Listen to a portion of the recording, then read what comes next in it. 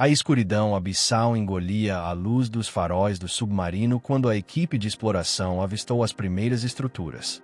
Formas geométricas precisas, cobertas por corais fosforescentes, emergiam do leito oceânico como ossos de uma civilização esquecida.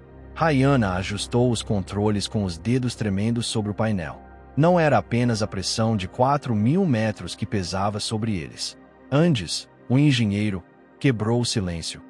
Isso não é natural. Nenhum vulcão construiria algo assim. A voz de Soren, historiadora contratada para a expedição, soou pelo comunicador. Nenhum registro humano menciona isso. Talvez não sejamos os primeiros a chegar aqui. O veículo pairou sobre uma praça de pedra negra lisa como vidro, onde criaturas translúcidas deslizavam entre colunas quebradas. Um símbolo repetido nas paredes, 3 círculos entrelaçados, brilhou sob o facho de luz. Rayana sentiu um calafrio. O mesmo padrão estava gravado no diário de bordo de seu pai, desaparecido 10 anos antes em uma missão similar. A câmara de descompressão chiou ao liberar a equipe na entrada da cidade. A água fora drenada, deixando as paredes úmidas e o ar pesado. Andes testou os sensores. Tem oxigênio suficiente, mas há algo errado com a pressão atmosférica.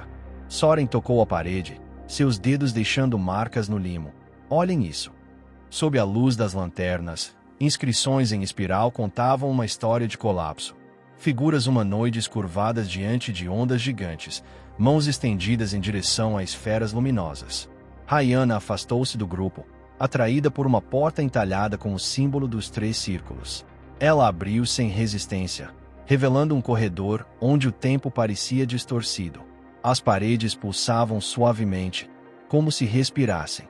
Não entrem sozinhos, alertou Anders, mas Soren já estava lá dentro, recolhendo fragmentos de cerâmica com inscrições que mudavam conforme a luz. Foi então que o primeiro tremor sacudiu a estrutura, e uma voz mecânica ecoou em uma língua morta pelos alto-falantes do submarino.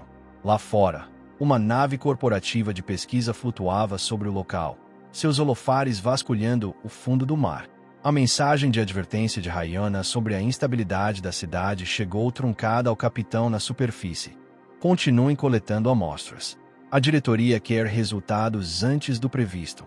Andes ajustou os sistemas do submarino, notando que os painéis de navegação exibiam coordenadas desconhecidas.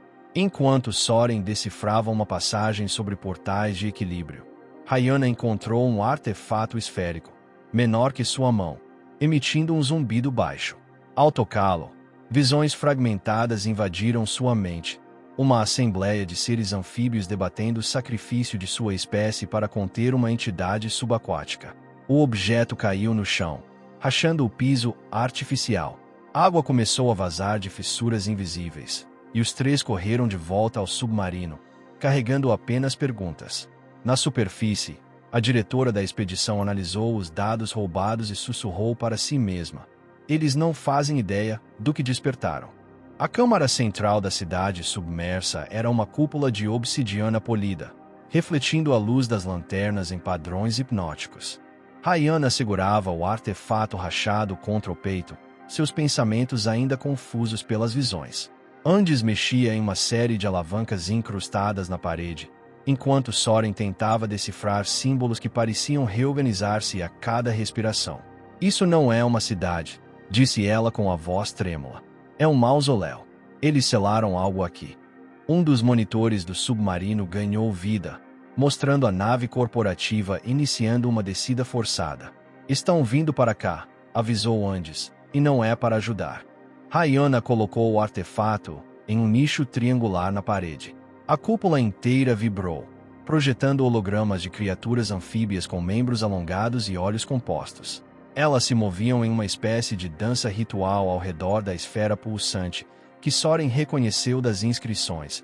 A entidade que destruiu a superfície foi aprisionada aqui. Andes tentou recalibrar os sensores, mas os números não faziam sentido. A pressão está aumentando, mas não há vazamento. É como se o próprio ar estivesse vivo. Um alarme soou. A nave corporativa atracara na entrada da cidade, e passos ecoavam pelos corredores. Enquanto Soren coletava dados freneticamente, Rayana notou que as criaturas holográficas repetiam uma sequência. 3 toques na esfera, seguidos por um gesto de abertura. Ela imitou os movimentos, e uma porta selada por um mineral azul deslizou, revelando um poço escuro. Não confie nisso, alertou Enders, mas Rayana já descia por uma escada metálica enferrujada.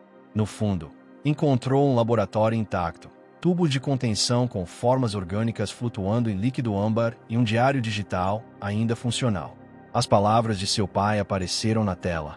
Eles não entendem. A entidade não é um inimigo. É um teste. Lá em cima, a equipe corporativa invadiu a Câmara Central. Destruam tudo que parecer perigoso, ordenou uma voz metálica. Soren a confrontou, brandindo uma lanterna. Vocês vão desestabilizar a estrutura. Um dos intrusos riu. O conselho quer resultados, não histórias. Enquanto Rayana subia de volta, o artefato emitiu um som agudo. As paredes da cidade começaram a gotejar um líquido prateado, e os hologramas tornaram-se sólidos por um instante. Andes, conecte os sistemas do submarino à cidade, disse Rayana, tentando sobrecarregar os escudos corporativos. Precisamos ativar seja lá o que isso for antes que eles piorem as coisas. O artefato acendeu em um clarão azul, conectando-se a veias luminosas que percorriam a cúpula. A cidade inteira rangeu, como se despertasse de um sono milenar. Os hologramas anfíbios agora caminhavam entre os invasores, desintegrando armas com toques de suas mãos translúcidas. Eles estão nos protegendo, murmurou Soren, enquanto um dos corporativos era arrastado para fora da câmara por sombras que não pertenciam a nada humano. Andes digitava freneticamente no painel do submarino. Os sistemas da nave deles estão falhando. Pressão crítica em todas as áreas. Rayana, porém, fixou os olhos na esfera pulsante no centro da sala. Ela se expandia, projetando uma voz que ecoava em todas as línguas conhecidas e outras desconhecidas. Vocês repetem os erros. A superfície queimou, o abismo corrompeu. Resta um único teste. A diretora da expedição corporativa surgiu, segurando uma broca de extração. Destruam a esfera, ordenou, ignorando os gritos distantes de sua equipe, sendo consumida pelas paredes. Soren a interceptou, arremessando o diário digital do pai contra a broca. Leia, gritou. Eles não são inimigos. Nós somos a ameaça. A diretora hesitou, os olhos percorrendo as palavras na tela. A entidade não quer destruir. Ela oferece uma chance de reequilíbrio.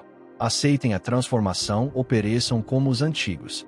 Rayana tocou a esfera, sentindo sua pele queimar e regenerar em ciclos. Visões inundaram sua mente. Oceanos secando, florestas crescendo em minutos, humanos fundindo-se à água, como as criaturas anfíbias.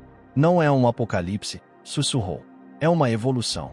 Andes arrastou Soren para o submarino. Se ficarmos, vamos nos tornar parte disso. A diretora, porém, avançou em direção à esfera, a broca erguida.